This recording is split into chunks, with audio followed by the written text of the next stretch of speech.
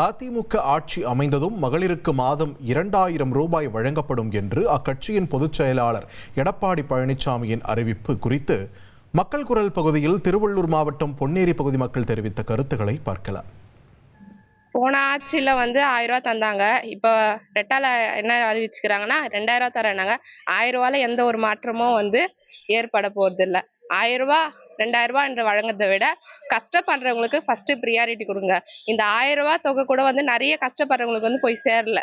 இப்போ அவங்க 2000 ரூபா அறிவிச்சா கூட ஃபர்ஸ்ட் கஷ்டப்படுறவங்களுக்கு ஃபர்ஸ்ட் ப்ரியாரிட்டி கொடுத்து ஸ்டூடெண்ட்ஸ் படிக்கிற பிள்ளைங்களுக்கு ஃபர்ஸ்ட் ப்ரியாரிட்டி கொடுங்க. அது எந்த ஆட்சி அறிவிச்சாலும் சரி, எந்த ஆட்சி வெற்றி பெற்றாலும் சரி சிறப்பா இருக்கும். இப்ப 1000 ரூபாய் கொடுக்கறத விட இப்ப 2000 ரூபாய் தான் பாப்பாங்க ஆளுங்க.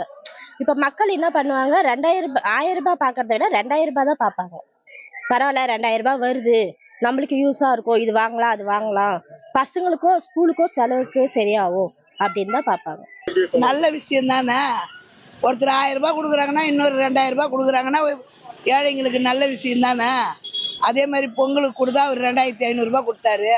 இவர் போன பொங்கலுக்கு ஒண்ணுமே கொடுக்கல. இந்த பொங்கலுக்கு ஓட்டுக்கோசரம் 3000 ரூபாய் கொடுக்குறாரு. அவரு பெண்களுக்கு இலவச பஸ் பாஸ் கொடுத்தாரு.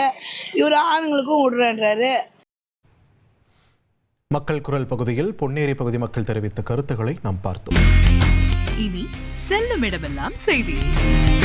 தந்தி டிவியின் வாட்ஸ்அப் சேனலை ஃபாலோ பண்ணினா செல்ல இருக்கும் இடமெல்லாம் செய்தி. இதோ QR கோட் இப்பவே ஸ்கேன் பண்ணுங்க, ஃபாலோ பண்ணுங்க.